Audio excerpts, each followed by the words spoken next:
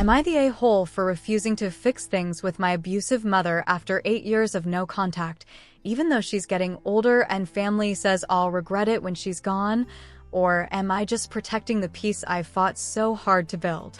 Let me back up. I'm 28 now, but when I was 20, I made the hardest and best decision of my life. I walked away from my mother and never looked back. Well, that's not entirely true. I've looked back plenty of times, questioning myself, doubting my decision, fighting the guilt. But I've never gone back, and there's a reason for that. My childhood wasn't just difficult. It was a battleground where I was constantly under attack from the one person who was supposed to protect me. My mother's abuse wasn't the kind you see in movies, dramatic, obvious, easy to identify. It was insidious, constant, and expertly crafted to make me believe I deserved it. The physical abuse started early. I remember being 5 years old, standing in our kitchen while she screamed about a spilled glass of milk. The slap came out of nowhere, so hard that I stumbled backward into the counter. That became a pattern, sudden explosions of violence followed by eerie calm, as if nothing had happened. By the time I was 7, I'd learned to read her moods, to make myself small and invisible when her eyes took on that certain glint. But as I got older, the emotional abuse became more sophisticated. She'd tell me I was worthless, that I'd never amount to anything. "You're just like your father," she'd spit, knowing how much that hurt after he'd abandoned us. She'd criticize my appearance relentlessly. My hair was always wrong. My clothes were embarrassing. My weight was constantly monitored and commented on. "No one will ever love you if you keep eating like that," she'd say as I took a second helping at dinner. I was 12. The manipulation was perhaps the most damaging. She'd oscillate between treating me like her best friend and her worst enemy, sometimes within the span of hours. She'd share inappropriate details about her dating life, then punish me if I didn't express enough enthusiasm or the right kind of support. She'd buy me lavish gifts after particularly bad episodes, making me feel both grateful and trapped. I learned early that her love was conditional, that I had to earn it through perfect behavior, perfect grades, perfect appearance. And despite my best efforts, I never quite measured up. By high school, I developed severe anxiety and depression. I became an expert at hiding bruises, at explaining away my mother's behavior to concerned teachers, at lying about why I couldn't attend sleepovers or have friends over. My home wasn't safe, and I couldn't bear for anyone to know the truth. I still remember my 16th birthday. I'd gotten my driver's license that day, passed on the first try. I was so proud, so excited to share the news. When I got home, my mother was in one of her moods. She'd had a bad day at work, and before I could even tell her about my test, she launched into a tirade about how ungrateful I was, how I never appreciated her sacrifices. When I finally managed to interject with my news, hoping it might cheer her up, she scoffed. "Don't get too excited. It's not like you'll ever be able to afford a car. And even if you could, you'd probably crash it within a week." That night, I cried myself to sleep, wondering what was wrong with me that my own mother couldn't love me. It would be years before I realized the problem was never me. College became my escape plan. I applied to schools far away, earned scholarships, and counted down the days until I could leave. When I finally moved out at 20, it wasn't to a dorm. I'd saved enough from my part-time job to rent a tiny studio apartment with a roommate. I needed complete independence, a clean break. The first few months were the hardest.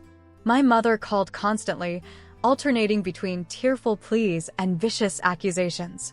She showed up unannounced at my apartment more than once, creating scenes in the hallway that left me humiliated in front of my neighbors. She contacted my friends, my employer, even my professors, spinning stories about how I was mentally unstable and needed to come home. I changed my phone number 3 times that first year. Each time, she somehow found the new one.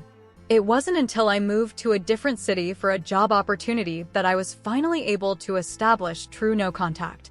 I blocked her on every platform, warned friends and colleagues not to share my information, and started the long process of healing. Therapy became my lifeline. My first therapist, Dr. Chin, helped me understand that what I'd experienced wasn't normal, that I hadn't deserved any of it. "You've been surviving in a war zone," she told me during our third session. "Now it's time to learn how to live in peacetime." It wasn't easy. I had panic attacks, nightmares, moments of crippling self-doubt. I'd been conditioned to believe I was worthless, and dismantling that belief system was excruciating work. There were days I could barely get out of bed, days I thought about calling my mother just to end the loneliness. But I didn't. Instead, I built a life. I made friends who showed me what healthy relationships looked like. I advanced in my career, proving to myself that I was capable and valuable. I started dating, learning how to trust someone enough to be vulnerable. I even adopted a dog, something my mother had never allowed, and found joy in caring for another living being without conditions or expectations. Over the years, there were moments of weakness. My mother would find ways to reach out through distant relatives, through old friends, once even through my employer's HR department, claiming a family emergency. Each time, I'd feel that familiar pull, that voice whispering, maybe this time it's different. Maybe she's changed. But she hadn't.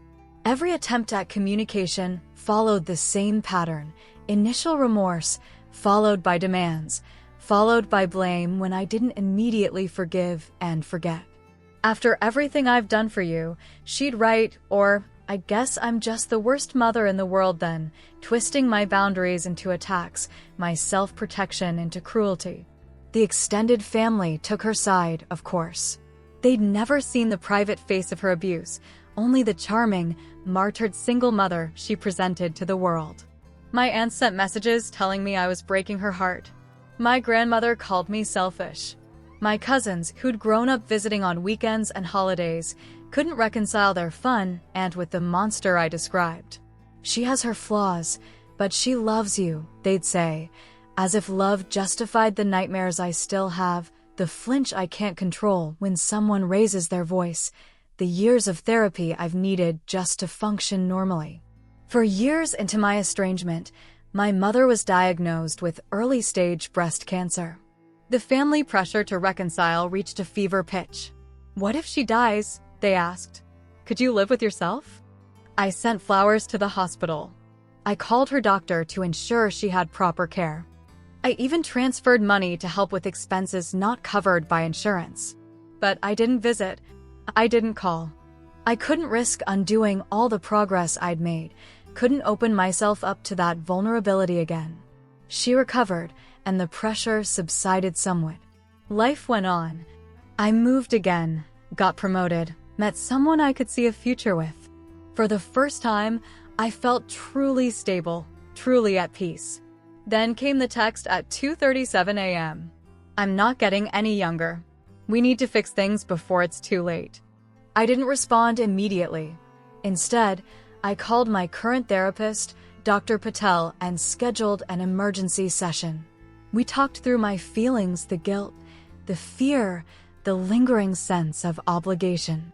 She reminded me that forgiveness doesn't require reconciliation, that I can wish my mother well without allowing her back into my life. "You've worked so hard for this peace," she said.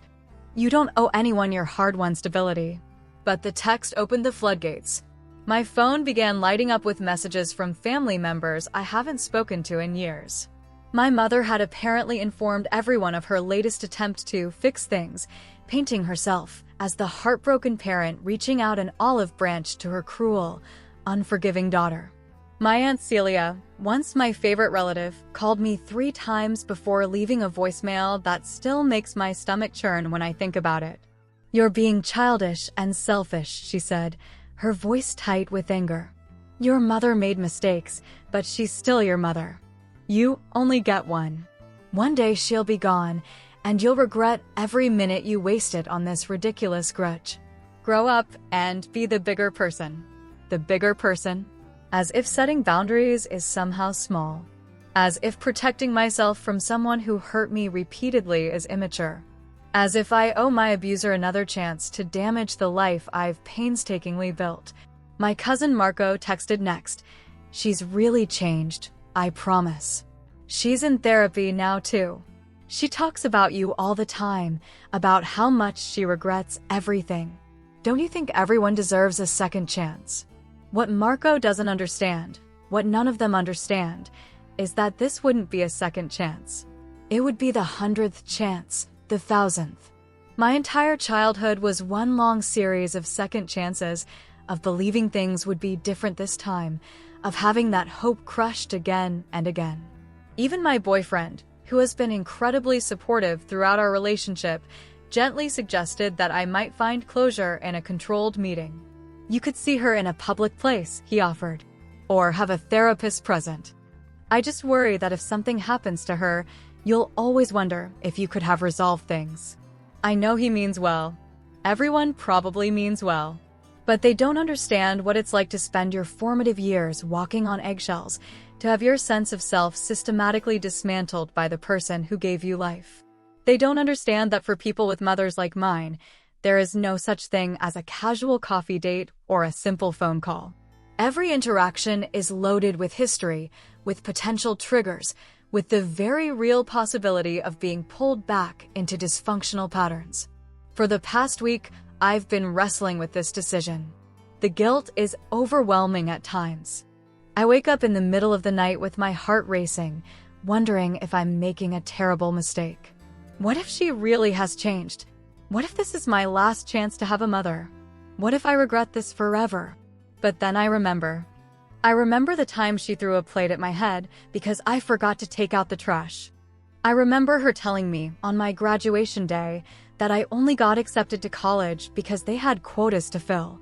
I remember how, the last time I gave her a chance, she spent 20 minutes listing all the ways I'd failed her before asking to borrow money.